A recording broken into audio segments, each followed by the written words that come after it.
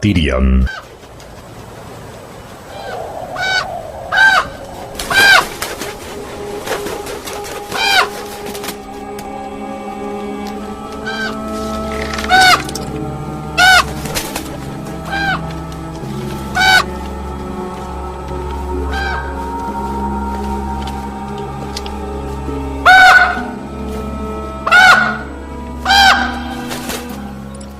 La doncella tímida avanzaba a tientas por la niebla, como un ciego por un pasillo que no conociera bien. La septa Lemur estaba rezando. La neblina amortiguaba su voz y la hacía parecer baja, acallada. Griff paseaba por la cubierta y bajo la capa de piel de lobo, la cota de malla tintineaba sin cesar. De cuando en cuando se llevaba la mano a la espada, solo para comprobar que aún le colgaba al costado.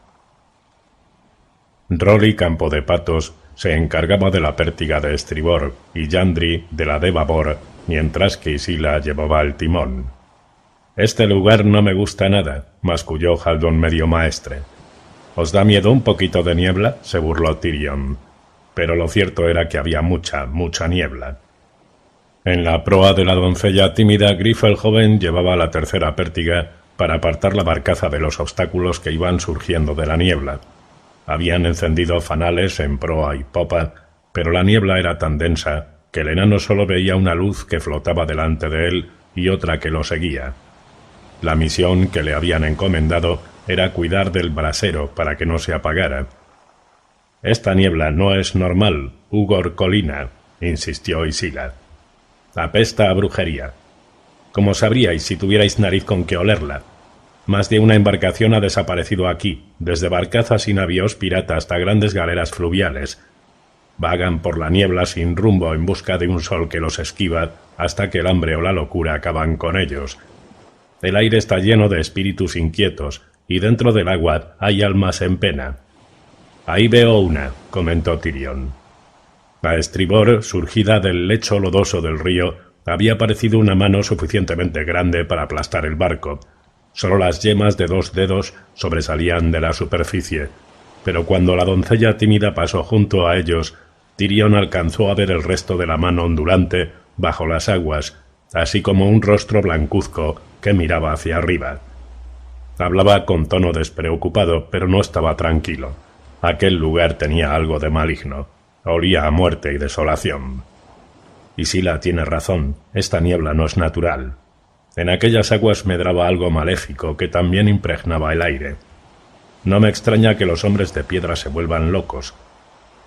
«No os burléis», advirtió Isila. «Los muertos que susurran detestan a los vivos por su calidez, y siempre están buscando almas condenadas que se les unan. No creo que tengan mortajas de mi talla». El enano removió las brasas con el atizador. «El odio no es lo que motiva a los hombres de piedra, o no tanto como el hambre». Haldon medio maestre se había cubierto la boca y la nariz con una bufanda amarilla que le amortiguaba la voz. «En estas nieblas no crece nada que un hombre en su sano juicio quiera comer. Los triarcas de Volantis envían una galera río arriba con provisiones 3 veces al año, pero los barcos de ayuda suelen llegar tarde, y a veces transportan más bocas que comida». «Debe de haber peces en el río», apuntó Griff el joven. «Yo no me comería un pez que saliera de estas aguas», replicó Isila. «Y sería buena idea no respirar esta niebla», aportó Haldon. «Nos rodea la maldición de Garin. La única manera de no respirar la niebla es no respirar». «La maldición de Garin no es más que la soria gris», dijo Tyrion. Aquella enfermedad atacaba sobre todo a los niños y más en climas húmedos y fríos. La carne afectada se tornaba rígida, se calcificaba y se resquebrajaba, aunque según había leído, el avance se podía detener con barros, cataplasmas de mostaza y baños de agua casi hirviendo, según los maestres, o con oraciones, sacrificios y ayuno, en opinión de los septones. La enfermedad acababa por remitir, dejando a sus jóvenes víctimas desfiguradas pero con vida. En una cosa así estaban de acuerdo maestres y septones. Los niños, que llevaban la marca de la soria gris, no padecerían nunca la enfermedad en su forma más rara y mortífera, y tampoco su temible prima, la veloz peste gris. Por lo que se dice, la culpa es de la humedad, lo que hay en el aire son humores malignos, no maldiciones. Los conquistadores tampoco creían en la maldición, Hugo Orcolina, dijo Isila. Los hombres de Volantis y Valiria colgaron a Garin en una jaula dorada y se burlaron de él, que no paraba de llamar a su madre para que los destruyera. Pero durante la noche las aguas se alzaron y los ahogaron a todos, y desde aquel día no han encontrado la paz. Ellos, que fueron señores del fuego, yacen ahí abajo, en el río. Su aliento frío se alza desde el cieno para crear estas nieblas, y su carne es ya tan pétrea como sus corazones. A Tyrion le picaba a rabiar el muñón de la nariz. Se rascó con energía. Puede que la vieja tenga razón, este lugar no es bueno, me siento como si estuviera otra vez en aquel retrete viendo morir a mi padre. Si tuviera que pasarse la vida en aquella sopa gris mientras la carne y los huesos se le convertían en piedra, él también se volvería loco. Que se atrevan a venir a molestarnos. Por lo visto, Griff el joven no compartía su aprensión. Les mostraremos de qué estamos hechos. Estamos hechos de sangre y hueso, a imagen del padre y la madre, intervino la septa Lemur. Nada de alardes ni vanaglorias, os lo suplico. El orgullo es un pecado espantoso. Los hombres de piedra también eran orgullosos, y el más orgulloso de todos fue el señor de la mortaja. El calor de las brasas ardientes tornaba rojo el rostro de Tyrion. ¿De verdad existe ese señor de la mortaja, o es otro cuento? El señor de la mortaja gobierna estas nieblas desde los tiempos de Garin, respondió Yandri. Hay quien dice que se trata del propio Garin que se levantó de su tumba de agua. Los muertos no se levantan, insistió Haldon medio maestre, y nadie vive 1000 años. Pero sí, existe un señor de la mortaja. Ya ha habido como 20. Cuando muere uno, otro ocupa su lugar. El que hay ahora es un corsario de las islas del Basilisco que pensó que en el Roine conseguiría mejor botín que en el mar del verano. Eso mismo tenía entendido yo, dijo Pato. Pero hay otra versión que me gusta más, la que dice que no es como los demás hombres de piedra, sino que era una estatua hasta que una mujer gris salió de la niebla y lo besó con unos labios fríos como el hielo. Basta, ordenó Griff. Silencio todos. ¿Qué ha sido eso?, cuchicheó la septa Lemur. ¿Qué? Tyrion solo veía niebla y más niebla. Algo se ha movido. He visto ondas en el agua. Una tortuga, seguro, comentó Griff el joven alegremente. Una quebradora de las grandes, nada más. Clavó la pértiga un poco más adelante para esquivar un obelisco verde. La niebla se les pegaba al cuerpo, fría y húmeda. Un templo sumergido sobresalía en la oscuridad. Yandri y Pato se apoyaron en sus pértigas y maniobraron con energía para pasar junto a una marmórea escalera de caracol que surgía del lodo y se interrumpía bruscamente en el aire. Más allá había otras formas apenas entrevistas. Chapiteles semiderruidos, estatuas sin cabeza, árboles con raíces más grandes que su barcaza. Esta fue una vez la urbe más hermosa del río y también la más rica, comentó Yandri. Croyan, la ciudad festiva. Demasiado rica, demasiado hermosa, pensó Tyrion. No es prudente tentar a los dragones. La ciudad sumergida los rodeaba. Una forma indefinida aleteó sobre ellos en la niebla con alas blancuzcas y correosas. El enano estiró el cuello para ver mejor, pero la criatura desapareció tan deprisa como había aparecido. Poco después divisaron otra luz flotante. «Barco», se oyó una voz tenue a través de las aguas. «¿Quiénes sois?» «La doncella tímida», respondió Yandri también a gritos. «La rey pescador, río arriba o abajo». «Abajo, pieles, miel, cerveza y sebo». «Arriba, cuchillos, agujas, encaje, lino y vino especiado». «¿Hay noticias de la antigua Volantis?», inquirió Yandri. «Guerra», fue la respuesta. «¿Dónde?», gritó Griff. «¿Cuándo?». «Cuando cambie el año», fue la respuesta. Niesos y Malacuo van de la mano y los elefantes llevan rayas. La voz se fue esfumando a medida que la otra embarcación se alejaba y la luz se atenuaba hasta desaparecer. «¿Os parece buena idea hablar a gritos en medio de la niebla con barcos que no vemos?», preguntó Tyrion. «¿Y si llegan a ser piratas?». Habían tenido mucha suerte en ese sentido. En todo el descenso desde el lago Daga, siempre de noche, ningún pirata los había visto y mucho menos atacado. En cierta ocasión, Pato había divisado un casco que según él era el de Urjo el Sucio, pero la doncella tímida navegaba a contraviento, y Urjo En caso de que se tratara de él, no mostró el menor interés. «Los piratas no entran en los pesares», señaló Yandri. «¿Elefantes con rayas?», inquirió Griff. «¿Qué quería decir con eso? Ilirio ha pagado al triarca Niesos tanto como para comprarlo 8 veces». «¿En oro o en queso?», bromeó Tyrion. «A menos que vuestro próximo chiste sirva para despejar esta niebla, mejor os lo metéis por donde os quepa», le recriminó Griff. «Sí, padre», estuvo a punto de responder Tyrion. «Me estaré callado, gracias».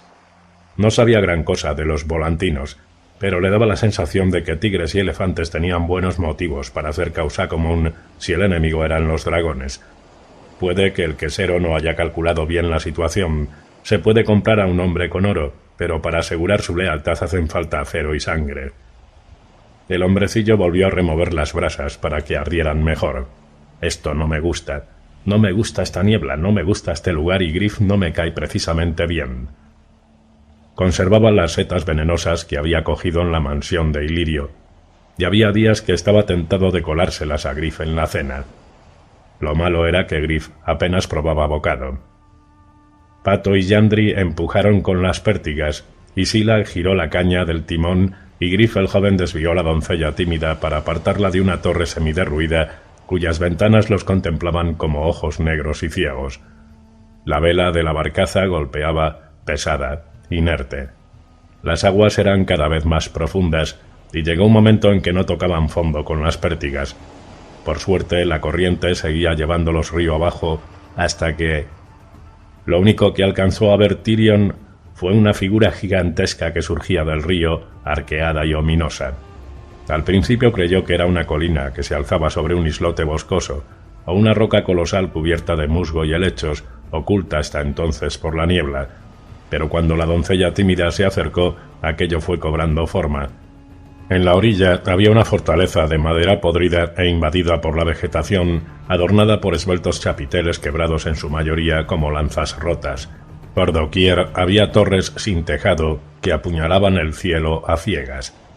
Pasaron junto a salones, pasillos, contrafuertes elegantes, arcos delicados, columnas acanaladas, terrazas y enrejados.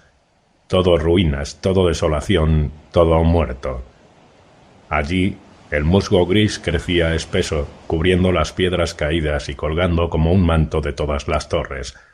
Las enredaderas negras se colaban por ventanas, puertas y arcos y subían por los altos muros de piedra. La niebla ocultaba 3/4 partes del palacio, pero a Tyrion le bastaba y le sobraba con lo que había atisbado para saber que el bastión de aquella isla había sido 10 veces mayor que la Fortaleza Roja y 100 veces más bello. Sabía muy bien qué lugar era aquel. «El Palacio del Amor», susurró. «Ese nombre le daban los Rhoynar», apuntó Haldon Mediomaestre, «pero hace 1000 años que es el Palacio del Pesar». Las ruinas resultaban tristes de por sí, pero las hacía más tristes aún el saber que habían sido. «Aquí hubo risas», pensó Tyrion. «Hubo jardines con flores de colores vivos y fuentes que centelleaban doradas al sol. Esos peldaños resonaron con las pisadas de los amantes y bajo esa cúpula caída se sellaron con un beso incontables matrimonios». Volvió a pensar en Tisa, que durante tan pocos días había sido su señora esposa. «Fue Jaime», pensó desconsolado. «Era sangre de mi sangre. Era mi hermano mayor, el alto, el fuerte. Cuando yo era pequeño me traía juguetes, aros de barril, tacos de madera y un león tallado. Me regaló mi primer pony y me enseñó a montarlo. Cuando me dijo que te había comprado para mí, no dudé de él. ¿Qué motivo tenía?» Él era Jaime, y tú una chica que interpretaba su papel. Me lo había temido desde el principio, desde la primera vez que me sonreíste y me dejaste tocarte la mano. Si ni mi propio padre me quería, ¿por qué ibas a quererme tú si no fuera por el oro? A través de los largos dedos grises de la niebla oyó de nuevo el sonido vibrante de la ballesta, el gruñido de Lord Tywin cuando la saeta lo acertó en el bajo vientre, el restallido de sus posaderas contra la piedra cuando se sentó para morir. «Al lugar de donde vienen las putas», le había dicho. «¿Y dónde queda eso, padre?», quería preguntarle Tyrion. «¿A dónde fue Tisa?» «¿Nos queda mucha niebla que aguantar?» «En 1 hora o así saldremos de los pesares», respondió Haldon Mediomaestre. En adelante será como un viaje de placer. En el Bajo Roine hay una aldea en cada meandro, con huertos, viñedos y campos de cereales dorados por el sol, pescadores en el río, baños calientes y vinos dulces. Seloirs, Balisar y Volonteris son ciudades amuralladas tan grandes que bien podrían ser de los 7 reinos. Lo primero que voy a... Hay una luz a proa, les advirtió Griff el joven. Será la Rey Pescador o cualquier otra barcaza, se dijo Tyrion, que también la había visto, pero sabía que no era cierto. La nariz le picaba tanto que se la rascó con furia. La luz se fue haciendo más brillante a medida que la doncella tímida se aproximaba. Lo que de lejos parecía una estrella de luz tenue, que los llamaba en mitad de la niebla, se transformó pronto en 2 luces, luego en 3, una hilera de fanales que brillaban en el agua. «El puente del sueño», apuntó Griff. «Seguro que en el ojo hay hombres de piedra. Algunos empezarán a aullar cuando nos acerquemos, pero no creo que nos molesten. La mayoría de los hombres de piedra son pobres desgraciados, débiles, torpes y descerebrados. Cuando se acerca a su fin pierden la razón por completo, y es entonces cuando más peligrosos resultan. Ahuyentadlos con las antorchas si hace falta, pero no dejéis que os toquen bajo ningún concepto». «Puede que ni siquiera nos vean», apuntó Haldon medio maestre. «La niebla nos ocultará hasta que estemos casi junto al puente, y antes de que se den cuenta de que estamos aquí, ya habremos pasado de largo». «Ojos de piedra no ven», pensó Tyrion. Sabía que en su forma letal la soria gris empezaba en las extremidades, un cosquilleo en la yema de un dedo, una uña del pie que ennegrecía, pérdida de sensibilidad. A medida que el entumecimiento ascendía por la mano o pasaba del pie a la pierna, la carne se volvía rígida y fría, y la piel del enfermo adoptaba un tono grisáceo semejante al de la piedra. Tenía entendido que había 3 buenas formas de curar la soria gris: el hacha, la espada y el machete. Sabía que la amputación del miembro afectado detenía el progreso de la enfermedad a veces, pero no siempre. Más de un hombre había sacrificado un brazo o un pie solo para ver cómo el otro se le ponía gris. Cuando se llegaba a ese punto, ya no quedaba esperanza. La ceguera era lo más habitual cuando la piedra alcanzaba el rostro, y en las últimas etapas la maldición se adentraba en el cuerpo y afectaba los músculos, los huesos y los órganos. El puente se iba agrandando ante ellos. El puente del sueño, lo había llamado Griff, pero aquel sueño había saltado en pedazos. Los arcos de piedra blancuzca se perdían en la niebla desde el Palacio del Pesar hasta la orilla occidental del río. La mitad se había derrumbado bajo el peso del musgo gris y las gruesas enredaderas negras que salían del agua. La madera del ancho puente estaba carcomida, pero algunos fanales que marcaban el camino seguían encendidos. Cuando la doncella tímida estuvo más cerca, Tyrion divisó las siluetas de los hombres de piedra que se movían cerca de la luz, arrastrando los pies sin rumbo en torno a los fanales como lentas polillas grises. Unos estaban desnudos, otros envueltos en sudarios. Griff desenvainó la espada. «Yoyo, encended las antorchas. Tú, chico, llévate a Lemur a su camarote y quédate con ella». «Lemur sabe ir sola a su camarote». Griff el joven miró a su padre impertérrito. «Quiero quedarme». «Hemos jurado protegeros», le dijo Lemur con voz amable. «No necesito ninguna protección. Sé manejar la espada tan bien como Pato. Soy medio caballero». «También eres medio mocoso», replicó Griff. «Venga, obedece». El joven soltó un par de maldiciones entre dientes y tiró la pértiga contra la cubierta. El sonido levantó ecos escalofriantes en la niebla y durante un momento fue como si muchas pértigas cayeran a su alrededor. «¿Por qué tengo que huir y esconderme? Haldon se queda, igual que Isila, hasta Ugor». «Sí, pero es que yo soy tan pequeño que puedo ocultarme detrás de un pato». Tyrion puso media docena de antorchas en los carbones del brasero y cuidó de que prendieran los trapos empapados en aceite. «No mires al fuego», se dijo. «Las llamas le impedirían ver en la oscuridad». «Sois un enano», replicó Griff el joven despectivo. «Habéis descubierto mi secreto». «Sí», convino Tyrion. «Abulto la mitad que Haldon, y a nadie le importa un pedo de titiritero si vivo o muero. Y a mí menos todavía. En cambio vos lo sois todo». «Enano», intervino Griff, «os tengo advertido que...» Un aullido trémulo les llegó de la niebla, tenue, agudo. Lemur dio media vuelta temblorosa. «Que los 7 nos amparen». El puente destruido estaba a media docena de pasos. El agua batía contra sus pilares como la espuma en la boca de un loco. 15 varas por encima, los hombres de piedra gemían y mascullaban bajo un fanal vacilante. La mayoría no prestó atención a la doncella tímida, tanto habría dado que fuera un tronco a la deriva. Tyrion agarró la antorcha con más fuerza y se dio cuenta de que estaba conteniendo el aliento. Y de pronto se encontraron bajo el puente, entre paredes blancas cubiertas por densos tapices de fungosidad grisácea que se cernían amenazadores a ambos lados, golpeados por las aguas furiosas. Durante un momento pareció que iban a estrellarse contra el pilar de la derecha, pero Pato maniobró con la pértiga y volvieron al centro del canal y al poco paso el peligro. Tyrion apenas había tenido tiempo de respirar profundamente cuando Griff el joven lo agarró por el brazo. «¿Qué queréis decir con eso de que lo soy todo? Si los hombres de piedra se hubieran llevado a Jandri o a Griff o a nuestra adorable Lemur, bueno, los habríamos llorado y habríamos seguido adelante, pero si os hubiéramos perdido a vos, todo se habría ido al garete y todos estos años de conspiraciones entre el quesero y el eunuco habrían caído en saco roto, ¿no os parece?» «¿Sabe quién soy?» El muchacho miró a Griff. «Y si no lo sabía, ahora lo sé». La doncella tímida ya estaba a buena distancia corriente abajo del puente del sueño.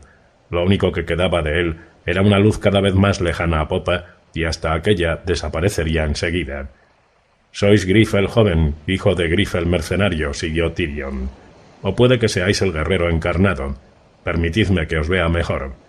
Levantó la antorcha para iluminar el rostro de Griff el joven. «Dejadlo o lo lamentaréis», amenazó Griff. «El pelo azul hace que vuestros ojos parezcan azules también», continuó Tyrion, haciendo caso omiso del mercenario. «Eso es bueno. Y el relato de cómo os lo teñíais en memoria de vuestra difunta madre Tirosi fue tan conmovedor que casi me hizo llorar. Pero si fuera más curioso, me preguntaría para qué necesita el hijo de un mercenario que una septa impura lo instruya en la fe, o que un maestre sin cadena le enseñe historia y lenguas. Si fuera más listo me picaría la curiosidad el hecho de que vuestro padre os haya buscado un caballero errante para que os entrene en el uso de las armas, en lugar de mandaros de aprendiz a las compañías libres. Es casi como si quisieran manteneros oculto mientras os preparan para... ¿Para qué? Eso es lo que no alcanzo a dilucidar, pero ya se me ocurrirá algo. Eso sí, he de reconocer que tenéis unos rasgos muy nobles para ser un niño muerto». «No estoy muerto», protestó el joven enrojeciendo. «¿Cómo que no? Mi señor padre envolvió vuestro cadáver en una capa carmesí y os depositó junto a vuestra hermana al pie del trono de hierro, a modo de obsequio para el nuevo rey. Los que tuvieron el valor de levantar la capa dijeron más adelante que os faltaba media cabeza». El muchacho dio un paso atrás, confuso. «¿Vuestro señor?» «Padre, sí. Tywin de la casa Lannister. No sé si habíais oído hablar de él». «¿Lannister? ¿Vuestro padre?» «Ha muerto, por mi mano, así que si vuestra alteza así lo desea podéis llamarme Jojo o Ugor, pero sabed que nací Tyrion de la casa Lannister, hijo legítimo de Tywin y Joanna, ambos muertos por obra mía, dicho sea de paso. Todo el mundo os dirá que soy un parricida, un matarreyes y un mentiroso, y es verdad. Pero claro, somos un grupito de mentirosos, ¿no es así?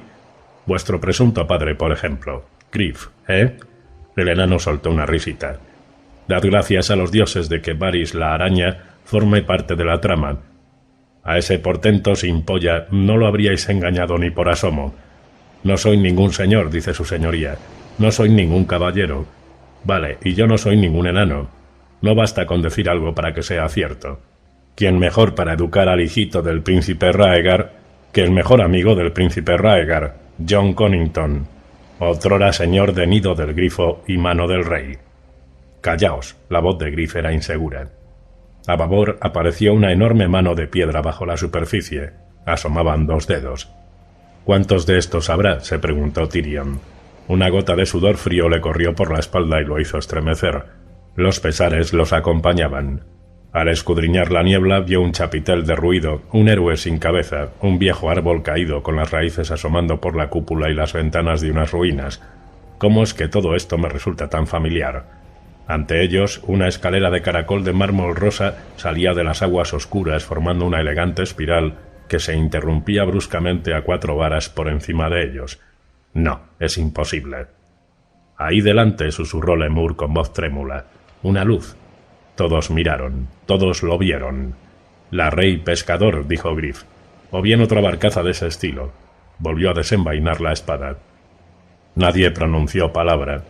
La doncella tímida se dejó llevar por la corriente. Habían tenido arriada la vela desde que entraron en los pesares, de modo que solo podía ir a donde la arrastrara el río. Pato observaba con atención, con la pértiga bien agarrada. Al cabo de un rato, Yandri también dejó de empujar. Todos los ojos estaban fijos en la luz distante. A medida que se iba acercando, se convirtió en 2 luces y luego en 3. «El puente del sueño», dijo Tyrion. «Inconcebible», dijo Haldon medio maestre, atragantándose. «Lo hemos dejado atrás. Los ríos solo discurren en una dirección». «La madre Roine discurre como quiere», musitó Yandri. «Los 7 nos amparen», gimió Lemur. Sobre ellos, los hombres de piedra empezaron a aullar y unos cuantos los señalaron. «Haldon, llevaos abajo al príncipe», ordenó Griff. Era demasiado tarde. La corriente los tenía prisioneros y avanzaban de manera inexorable hacia el puente. Yandri clavó la pértiga para evitar que se estrellaran contra un pilar, y el impulso los desvió contra un tapiz de musgo gris claro. Tyrion sintió los zarcillos que le acariciaban el rostro, suaves como los dedos de una puta. Oyó un golpe a sus espaldas y la cubierta se inclinó de manera tan repentina que estuvo a punto de perder el equilibrio y caer por la borda. Un hombre de piedra había saltado a la barcaza. Cayó encima del atillo con un golpe tan fuerte que la doncella tímida se balanceó y rugió una palabra en un idioma que Tyrion no conocía. Tras él cayó otro hombre de piedra, junto a la caña del timón. Los desgastados tablones de la cubierta se astillaron con el impacto e Isila dejó escapar un grito. Pato, que era quien estaba más cerca de ella, no perdió el tiempo echando mano a la espada. Blandió la pértiga y golpeó al hombre de piedra en el pecho para tirarlo al agua, en la que se hundió sin emitir un sonido. Griff atacó al segundo en cuanto saltó a cubierta y lo hizo retroceder con la espada en la mano derecha y la antorcha en la izquierda. Cuando la corriente arrastró a la doncella tímida bajo el puente, sus sombras se proyectaron contra las musgosas murallas. El hombre de piedra intentó ir hacia popa, pero Pato le cortó el camino con la pértiga. Cuando trató de dirigirse a proa, Haldon medio maestre agitó la antorcha ante él para obligarlo a retroceder, de modo que no le quedó más remedio que caminar hacia Griff.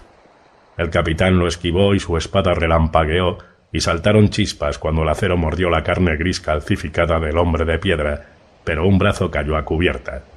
Griff apartó de una patada al miembro amputado. Yandri y Pato se habían acercado con las pértigas y entre los dos obligaron a la criatura a saltar a las aguas negras del Roine.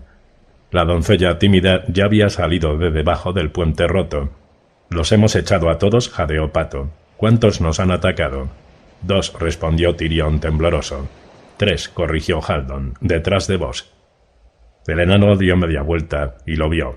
Se había destrozado una pierna al saltar y bajo la tela podrida de los calzones y la carne gris que cubrían asomaba el hueso blanco astillado salpicado de sangre parduzca, pero aún así avanzó hacia Griff el joven. Aunque tenía la mano gris y rígida, la sangre le rezumó entre los nudillos cuando trató de cerrar los dedos para agarrarlo. El chico lo miraba inmóvil, como si él también fuera de piedra. Tenía la mano en el puño de la espada, pero no parecía recordar para qué. Tyrion le dio una patada en la pierna para derribarlo y saltó sobre él al tiempo que agitaba la antorcha contra la cara del hombre de piedra para hacerlo retroceder, tambaleándose sobre la pierna destrozada al tiempo que se defendía de las llamas con las rígidas manos grises. El enano anadeó hacia él, amenazándolo con la antorcha, apuntándole a los ojos con ella. «Un poco más, venga, solo un paso más. Otro». Estaban en la borda cuando la criatura contraatacó. Cogió la antorcha y se la arrebató de las manos. «Mierda puta», pensó Tyrion. El hombre de piedra tiró la antorcha al río y se oyó un siseo cuando las aguas negras apagaron las llamas. Entonces aulló. Era de las islas del verano. La mandíbula y buena parte de la mejilla ya estaban petrificadas, pero la carne, que aún no se había tornado gris, era negra como la medianoche. La piel se le había agrietado y roto cuando había agarrado la antorcha y le sangraban los nudillos, pero no parecía darse cuenta. Tyrion pensó que al menos había un aspecto positivo. La soria gris era mortal, pero indolora. A un lado, le gritó alguien muy lejos. «El príncipe, hay que proteger al chico», gritó otra voz. El hombre de piedra avanzó a trompicones, con las manos extendidas. Tyrion se lanzó contra él con un hombro por delante. Fue como estrellarse contra el muro de un castillo, solo que tenía por cimientos una pierna destrozada. El hombre de piedra cayó hacia atrás, arrastrando a Tyrion consigo. Se alzó una columna de agua cuando atravesaron la superficie y la madre Rhoyne los engulló a los dos. El frío repentino golpeó a Tyrion como un martillo. Sintió como una mano de piedra le buscaba el rostro mientras se hundían y otra se le cerraba en torno al brazo para arrastrarlo hacia la oscuridad. Cegado, con la nariz llena de río, ahogándose y cada vez más hundido, pataleó, se retorció y luchó por liberarse de los dedos que le aferraban el brazo, pero no cedían. El aire se le escapó de la boca en burbujas. El mundo se fue tornando cada vez más negro. No podía respirar. Ahogarse no es la peor manera de morir, y lo cierto era que había muerto hacía mucho en Desembarco del Rey. Lo único que quedaba de él era su espectro, un fantasma pequeño y vengativo que había estrangulado a Shae y le había clavado una saeta de ballesta en el bajo vientre al gran Lord Tywin. Nadie lloraría al ser en que se había convertido. «Seré el fantasma de los 7 reinos», pensó mientras se hundía. «No me quisieron vivo, que me teman muerto». Abrió la boca para maldecirlos a todos y el agua negra le llenó los pulmones mientras caía la oscuridad en su derredor.